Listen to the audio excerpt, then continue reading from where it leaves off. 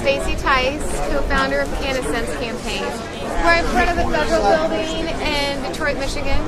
We took a detour. We're on the National Cannabis Freedom Tour, educating communities about their local organizations on how to get involved to help free our plant and our patients and prisoners.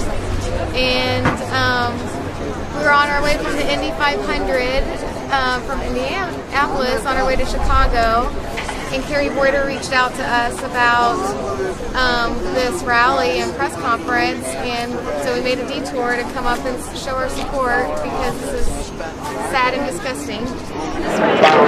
My name's Thomas Levine with the Cannabis Council Law Firm. It's a press release in relation to the Jerry Duval and the other federal defendants who have been prosecuted by the federal government despite there being legal medical marijuana patients and caregivers.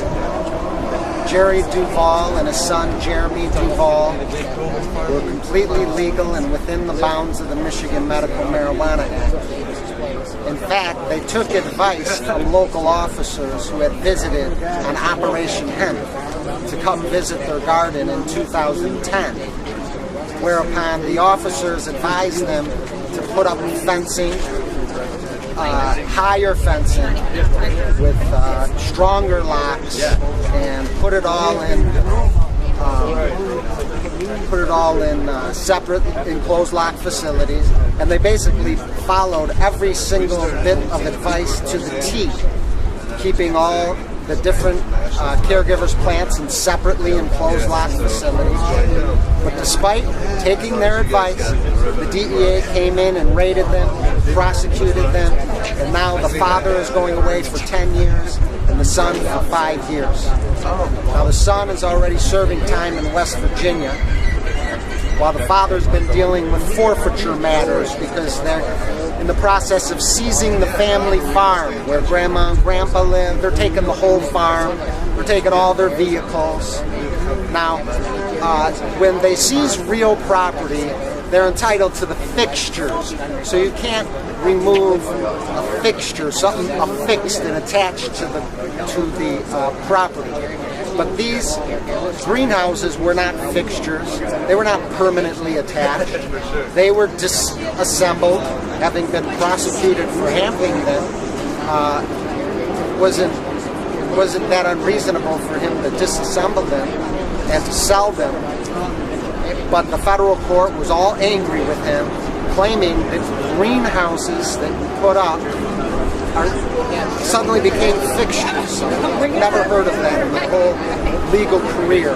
But they really wanted those greenhouses too, and that extra monetary value that they take from medical marijuana patients and caregivers.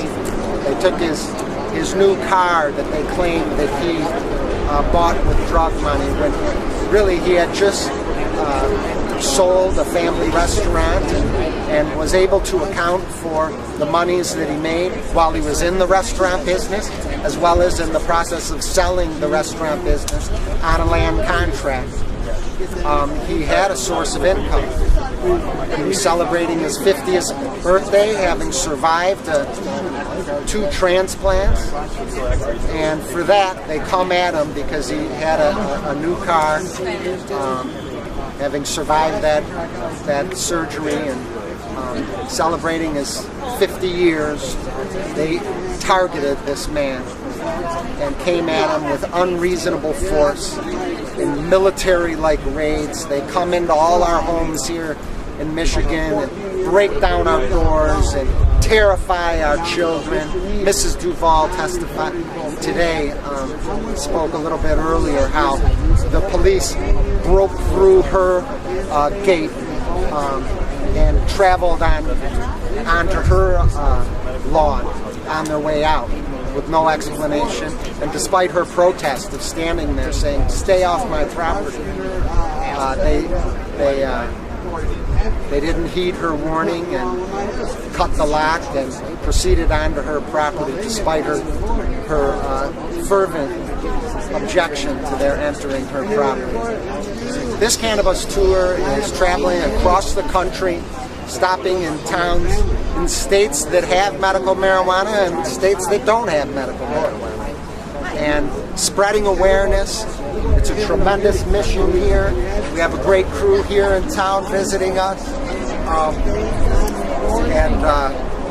We welcome them here in Michigan and thank them for stopping through here and wish them well on their journey on to Washington, D.C.